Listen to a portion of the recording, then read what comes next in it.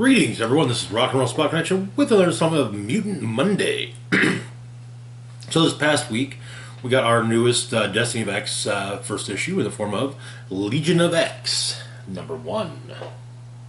So Legion of X spins out of the events of last year's Way of X miniseries, which focused on Nightcrawler and Legion, and would also lead to the one shot with Onslaught. But yeah, the basic idea was of Way of X is it was Nightcrawler trying to. It was kind of pitched as Nightcrawler wanting to form a mutant religion, but then it became something more, and it seems was decided. So it was not so much a.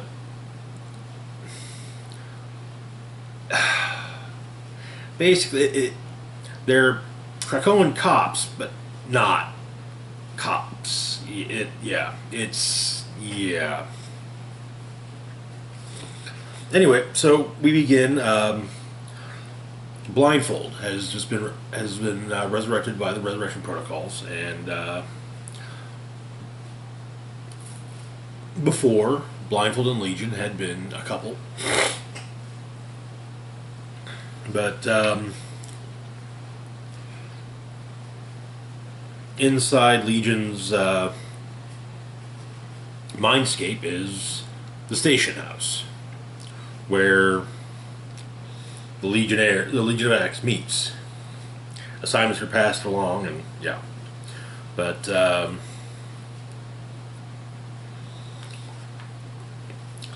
Legion and Blindfold are reunited. It turns out that Blindfold, in her case, it's more that her mind has been resurrected. That way, while she can see possible outcomes, now she can see possible presents. Also stating that she has seen such wonders and such shadows. There's a thing about the laws with an addendum added by Kurt of the Spark, try new things. But on Arakko, Kurt goes to visit Storm. He's needed, apparently. And he meets Orb Serata, who sits on the Council of Arakko. And the Green Lagoon, Forget-Me-Not, meets with a short mutant for on an apparent first law violation. Said mutant makes a smoke monster, which Juggernaut promptly plows through, and Forget-Me-Not tases the guy.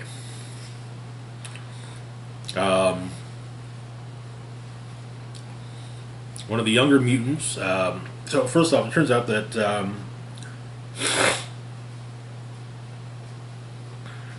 some of the younger mutants have taken to spray painting Rockslide.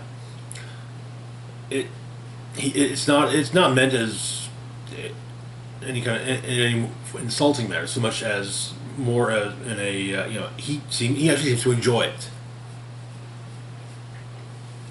But Spike, one of the mutants in question this time around, apparently blacked out while spray painting, and took some was mind controlled and taking some painkillers and began self-harming, including amputating one of his own fingers. Lost talks him into helping them back on Arakko. Kurt is introduced to Weaponless Zen, and is shown how it is that Arakko deals with gods. There are also there's also a note on the. There are selected notes on the seat of law of the Great Ring of Arakko. It's explained that Aura Serata sits on in the seat of law. Fourth light of the Great Ring, first of the Twilight seat, arbitrix of the Inward Watch. The seat of law preserves and sanctifies the primacy of the right of challenge. The Inward Watch are enforcers of Iraqi law. In practice, their duties are twofold: to witness, regulate, and record all challenges, to retrieve and, if necessary, destroy those who would flee a challenge. There's an utterance from the seat of history. So spake Xylo the years minus 635 to minus 633. Rise of civil disorder, seat of law involves emergency powers of deferendum. Ukesh the bridge summons 30 gods of the old world, assigns the generalship of the legions against the hordes of Amenth. Total defeat in the field. Fall of Jade Bastion, loss of Vermilion and Thunderhead legions, approximately 8,000 veteran corpses unreclaimable.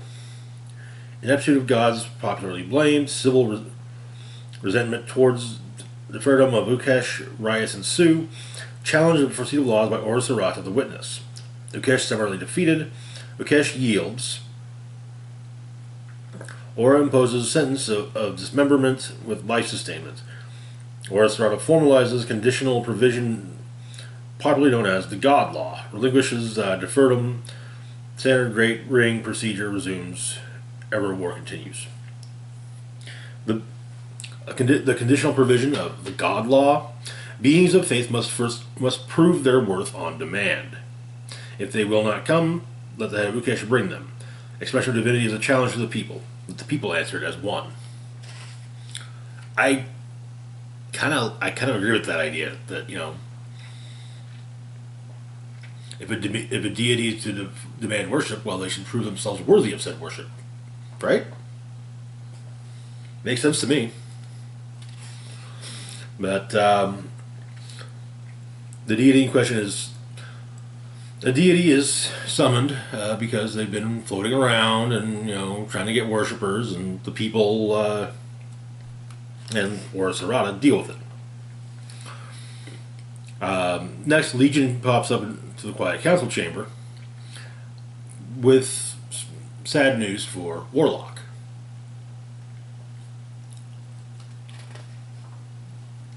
Nimrod has killed Warlock's father, Magus.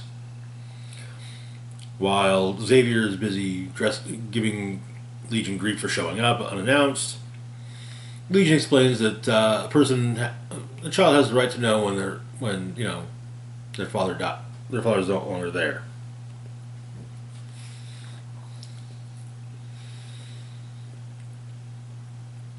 Weaponless Zen does a bit of flirting with Nightcrawler, which to the point, very much to the point, say that the two of them should bone.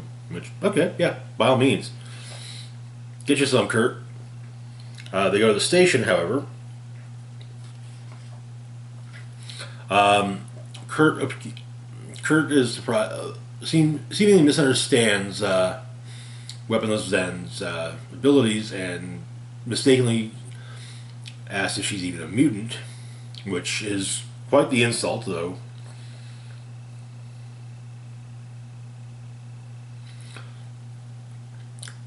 A better explanation is given, and Kurt understands. In the station, Dr. Nemesis is using science to figure out just who it was that attacked Spike.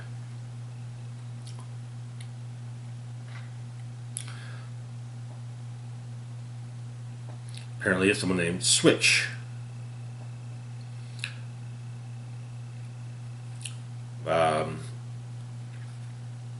Kurt asks Fabian Cortez to contact Sage and have her run a trace, and to do so quickly.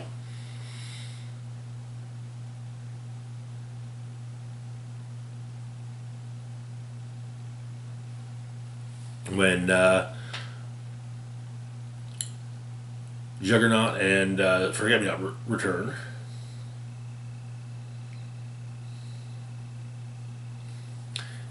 apparently Juggernaut has some delusions about how it is he came to be part of Nightcrawler's Legion.